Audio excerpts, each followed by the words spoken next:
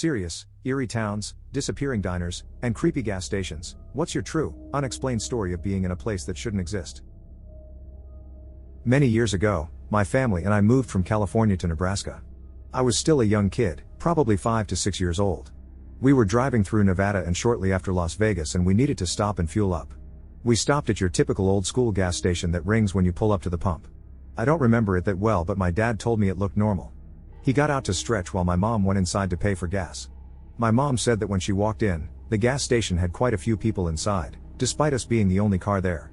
When she walked up to the counter to pay for gas, everyone turned to her and the lights went out. She ran outside where my dad witnessed everything and helped her into the car, and we sped off down the interstate, not caring whether we ran out of gas or not. To this day, my mom says that's one of her scariest encounters because she can't explain nor figure out exactly what was going on. And yes, we found a better gas station down the road and made it to Nebraska. I have a couple, but I will choose just this one. Driving in rural areas in New England, near the borders of Vermont and Mass, so I am not sure which one I was in. It was late. Well, okay, it was actually early. And there was fog, dense fog, like Silent Hill levels of fog, and like an idiot who dies in the opening scene of a horror movie, I am driving on back roads. First, my headlight just up and goes out, cannot use high beams because of fog. I am in the middle of nowhere, I haven't seen a house or town in a long time. Car starts making noise, check engine light comes on, so I pull over, nothing much around, field and fog and dark. Creepy as hell. I gamely look at the engine. I can fix electronics, not engines. I tighten all the things I know. Car now won't start, so I am in the dark, in the middle of nowhere, on the side of the road. Because of the natural rules of how things work, my cell phone has no service as well. It is like one big cliche. But I am not stupid enough to go wandering the roads right now, so I recline my seat and decide to take a nap for a couple hours until the sun comes up. I wake up, the sun is coming up, the fog is going away, and I am in on the main street of a tiny town, parked in front of what looks like the Bates Motel house. Houses everywhere. It was the creepiest feeling, I was sure, and off in the woods. There was not a light on in any house all night. There was a service station 50 yards up the road. I walked up to it, talked to the guy who looked perfectly normal. He walked over to look at the car, asked me to try to start it, and it did. Freaking thing turned over right away. And both headlights were working. I drove on, never got the name of the little village, and I couldn't find it on a map. I always felt like I was in this big setup for a horror movie that just didn't pan out. I was relocating across Texas, and as I normally do, was driving through the night to skip traffic, and because it's more serene that way. I was driving straight through central Texas going northwest, so seeing the hill country change to desert in the full moon was super cool. Anyways, I was driving with my now ex-wife and we were running low on gas. Luckily, we were pulling into a tiny no-name town and we could see an old gas station come around the bend. This encounter happened at about 2 a.m. Now, this town only has one road, and this station was right at the edge of town at the end of it. When I say old, I mean very old, the type that you have no option of prepaying. You simply flip up the handle on the machine and you hear the pump inside start struggling to get the gas from the reservoir. It had the old style tick readers too, not a thing electrical on it. I, being the young man I was, had never seen one before, so I walked into the store to buy the gas before I pumped. The store only had one light in the far back on, and I almost thought it was closed since it was barely brighter inside than it was out in the moonlight. Upon entering, I saw the place was deserted, no customers, no workers, nothing. However, there was an odd tune playing on someone's radio that I couldn't place. An old sounding, upbeat piano piece was playing somewhere around the corner inside, and I heard shuffling once I walked closer to the source. This place made me feel scared. Not the whoa this is creepy scared, but the all hairs are on end, something is seriously wrong here but I can't figure it out scared. As I turned the corner, I saw a young man standing next to a large radio and, dancing. His dancing, though, was extremely off-putting and seriously didn't match the tune at all. Though the radio was cranking out what's sounding like ragtime, this guy was running his hands up and down his body and pretty much feeling himself with his eyes closed in what looked like bliss. He was going far slower than the music and definitely wasn't on tempo. For some reason, I couldn't speak. I couldn't even move. I was in a trance as every part of me screamed to turn and leave. Finally, I said, "Excuse me, I just need some gas." The guy kept dancing. I said it a little louder, and he finally slowed down a bit and opened his eyes, and focused on me. But it was like he was looking at a finely cooked steak.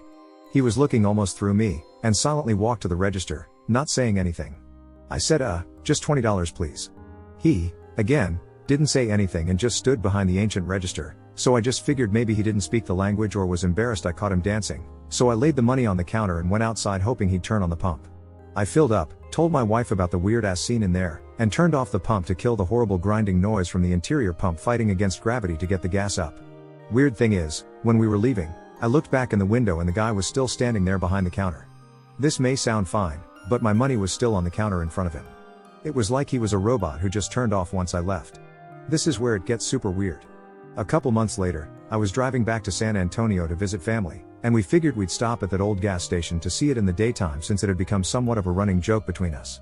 We pulled into this tiny town, and the thing was gone. The lot it sat on at the end of the road wasn't even there. It was just grass. No rubble, no old pump, no lighting, nothing. It was like somebody picked it up and moved it.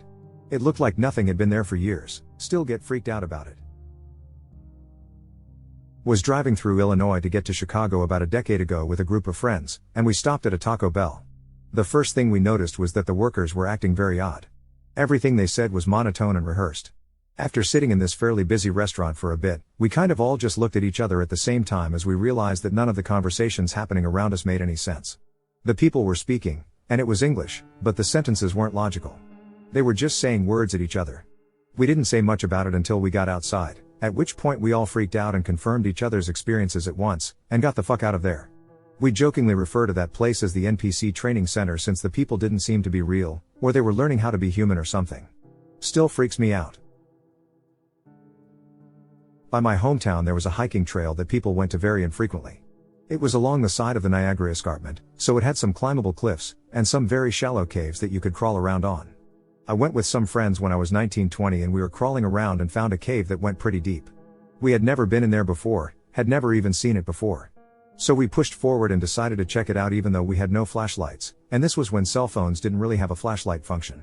We stepped into the cave and it was easily 20 to 30 degrees cooler than outside. Upon looking around with which light we had, we noticed it was really clean inside the cave, as in it didn't have beer cans littered everywhere like all the other small caves did. While in there we got a really eerie feeling after being in there shortly, hearing weird and strange things. Feeling like we were being touched, poked and pulled and not having any way to figure out who was doing it because it was too dark. We were just using lighters to see what was around us. We were convinced one of us was messing with the others. Although anytime we sparked up a lighter, we were all decently far apart. We decided to hightail it out of there after only a few minutes, convinced to come back with flashlights. We came out to see that it was now dusk outside. When we entered it was midday. Somehow we had lost roughly 3 hours inside of this cave. We went back with flashlights the next week. But have never been able to find this cave again. When my brother and I were 10 and 12 respectively, our family went on a hike through the cemetery and into the woods not far from our house. My brothers and I would explore these woods every day. Even camped in them before. We knew it like the back of our hands. Anyway, as the family hits our usual spot by the creek, halfway through, my brother and I said we'd be back in a few. We wanted to wander off further up creek. So we did.